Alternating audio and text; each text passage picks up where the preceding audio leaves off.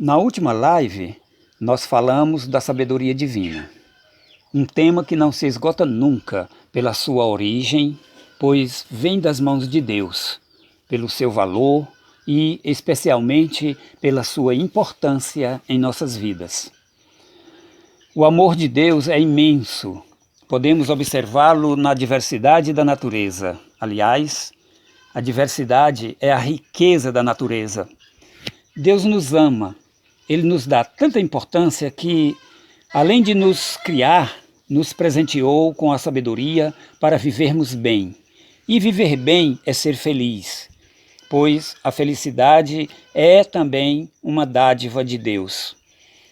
Mas que depende de nós, pois só seremos felizes se buscarmos a verdade das coisas que vamos praticar. É conhecendo a verdade que nós nos libertamos, como nos diz nosso Senhor Jesus Cristo, no versículo 32 do capítulo 8 de João. Se formos sábios na prática da palavra, seremos felizes. Devemos viver a vida colocando em primeiro lugar as coisas do alto, pois é de lá que nos vem a sabedoria.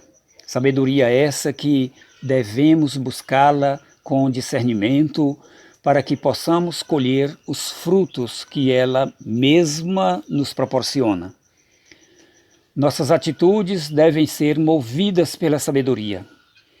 Ter respeito pelo outro, ser honesto, compassivo, não fazer acepção de pessoas, tudo isso é motivado pela sabedoria. Sorrir para alguém que a gente não conhece prenuncia algo de bom. Ser indiferente é faltar com a sabedoria. Deus nos dá a sabedoria, mas nós precisamos aplicá-la no nosso dia a dia. Deus não abre a minha cabeça para inundar os meus neurônios de sabedoria à minha revelia. Não sou marionete nas mãos de Deus. A minha relação com Deus é dinâmica, é inteligível, não é de toma lá, dá cá. Não.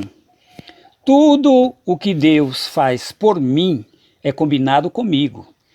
Ele me chama e me pergunta se eu quero ser sábio.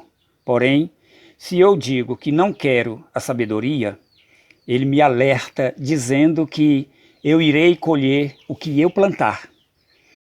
É isso o que nos diz a lei da semeadura, que o próprio Jesus implantou para que nós discerníssemos entre bem e mal e optássemos pelo bem em nossas atitudes.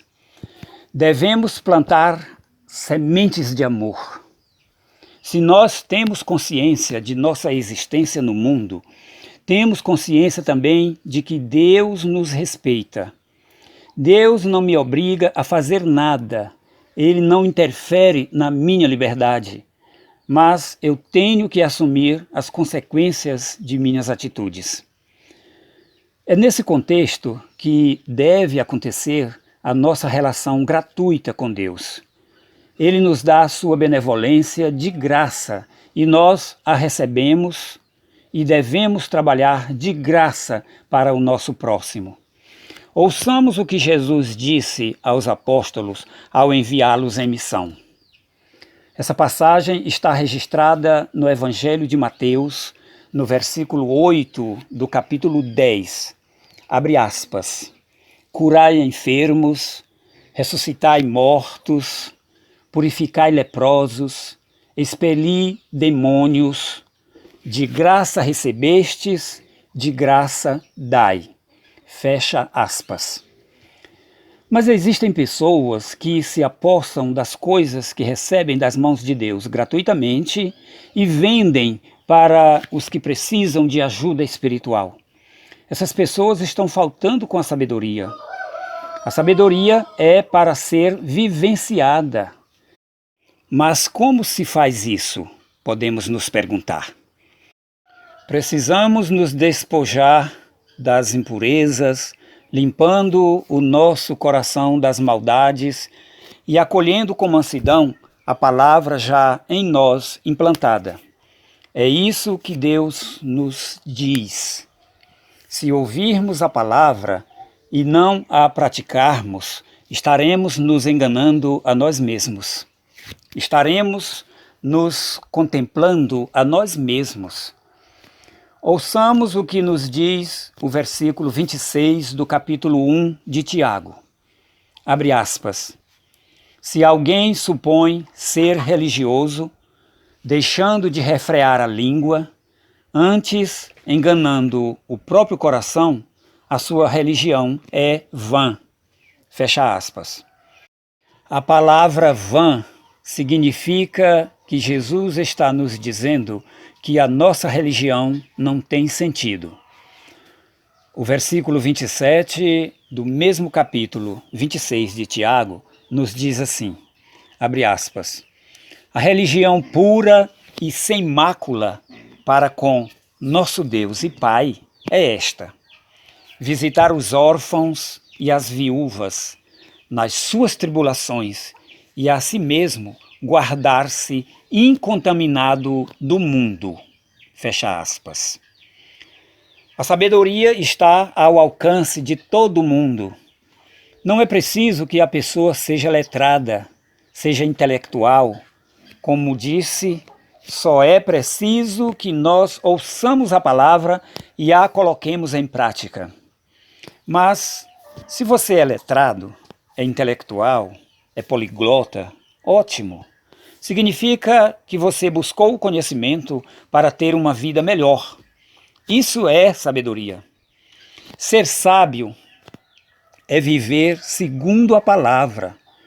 Abre aspas. Conhecereis a verdade e ela vos libertará. Fecha aspas. São palavras de Jesus.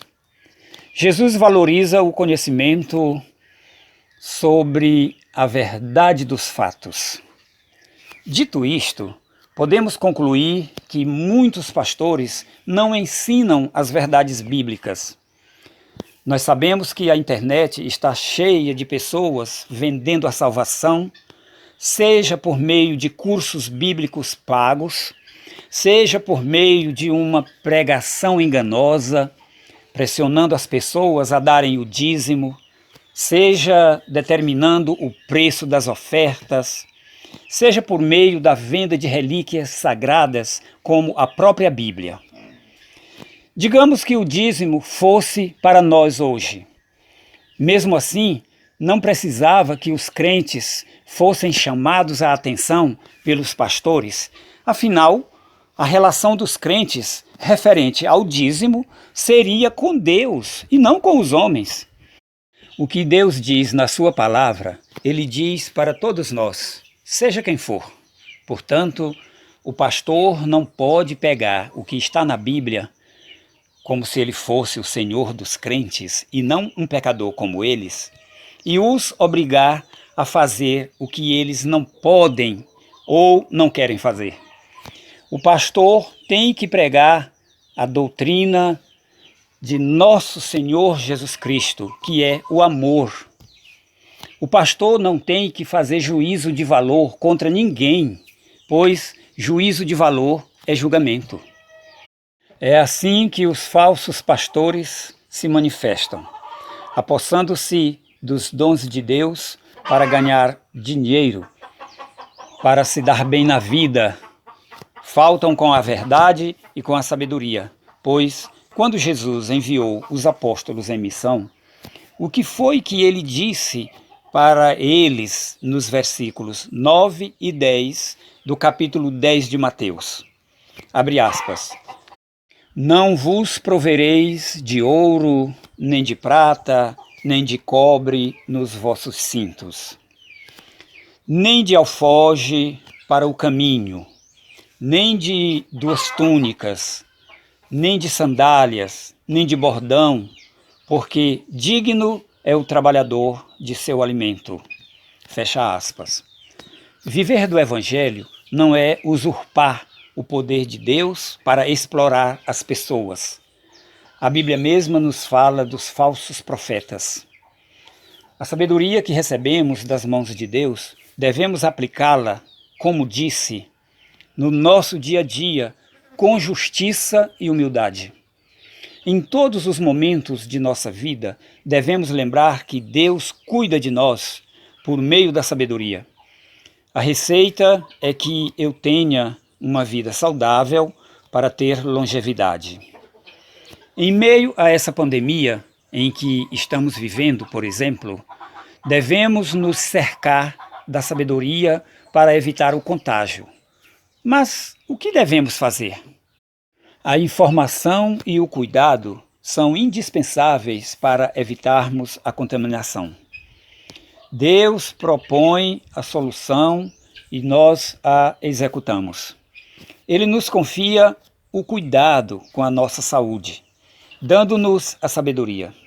Somos nós que devemos cuidar de nossa saúde. Confiamos em Deus, mas as diretrizes para uma vida saudável é de nossa responsabilidade.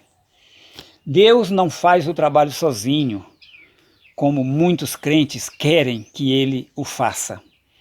Essas pessoas pedem a Deus sem fé e sem responsabilidade, pedem até as coisas que eles devem fazer.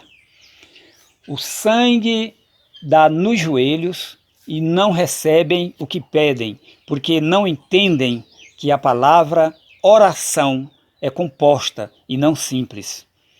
Deus trabalha em conjunto comigo e com você. Ele precisa de nós.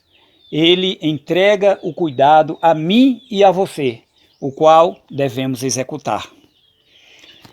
Ser sábio é pensar e analisar os prós e os contra da vida saudável.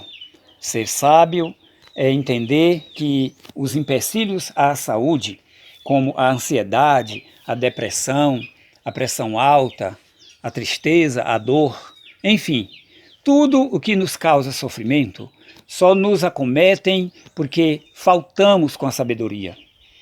A sabedoria me faz andar antenado e despreocupado, pois tudo na vida tem solução. Até para a morte há solução. Só morre quem quer morrer, pois Deus é vida, Deus é amor. Se eu creio em Deus e amo o meu próximo como a mim mesmo, eu não morrerei. Foi Deus quem disse, e Deus não mente, Ele é fiel. A preocupação é um sofrimento antecipado, portanto, desnecessário. Preocupação é falta de sabedoria. Preocupação não resolve os nossos problemas. A sabedoria é o nosso guia. Falemos com Deus em nosso quarto, só eu e Ele, só Ele e você. Pratiquemos a palavra e busquemos a verdade, e ela nos libertará. Isso é ser sábio. Muito obrigado a você que está me ouvindo. Receba o meu abraço caloroso.